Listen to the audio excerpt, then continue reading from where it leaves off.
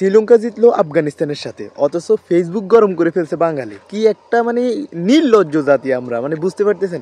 খারাপ লাগলেও ভাই একটু সিরিয়াসলি বিষয়টা চিন্তা করুন। এখন পর্যন্ত এই যুগে এসে, ক্রিকেটের এই যুগে এসে আফগানিস্তানের মতো টিম শ্রীলঙ্কারে এইরকম ফাইট দিতেছে।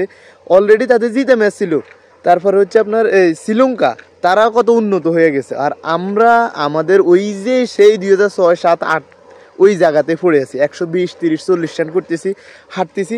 তারপরে অন্যের জয়ের উপর আমাদের সমীকরণ নিয়ে আমাদের বসে থাকতে হইতেছে। সেটা নিয়ে আবার আমরা খুশি হইতেছি, আমরা 3 ম্যাচ খেলার সুযোগ পাবো, যাতে আমরা 3 ম্যাচ ইচ্ছা মতো আমাদের প্লেয়ারদেরকে গালিগালাজ করতে পারি। এখন এইরকমভাবে বললে আপনারা তো যারা পাগলা ফ্যান আছেন তারা খেপে দেবেন। একসময় আমিও পাগলা ফ্যান ছিলাম, কিন্তু এই যে এই যুগে আইসাও 120 রান, 130 রান, 140 রান করে আমাদের প্লেয়াররা, তারপর আমাদের প্লেয়ারদের ভাব, তারপর হচ্ছে এখনও অন্যের জয়ের উপর, অন্যের উপর আমাদের প্ল্যান কইরা, সমীকরণ কইরা আমাদের প্রত্যেকটা টুর্নামেন্টে বসে থাকতে হয়।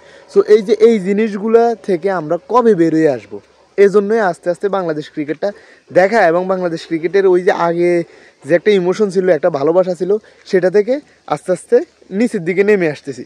সো ওই যে বাঙালি আমরা ফেসবুক গরম করে ফেলতেছি, আমরা হ্যান ত্যান করে ফেলতেছি।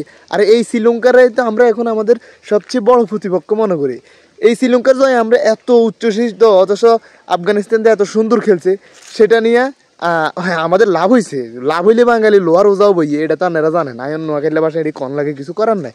কিন্তু মানে কি কমু, তাদের জয় যাদের পরাজয় বাদ দেন না, আপনি সুযোগ পাইছেন ওকে, বাট এটা নিয়ে এত গরম, নিজেরা খেললে জিতে তারপরে যদি ফেসবুক গরম করেন ওকে, বাট অন্যের জয়ে মানে একদল হারছে এটাতে খুশি হইয়া যে উচ্ছ্বাস বাঙালি দেখাইতেছে, এই জিনিসটা বাংলাদেশ ক্রিকেট ফ্যামিলিদের এই মুহূর্তে বা এই যুগে আইসা মানায় না।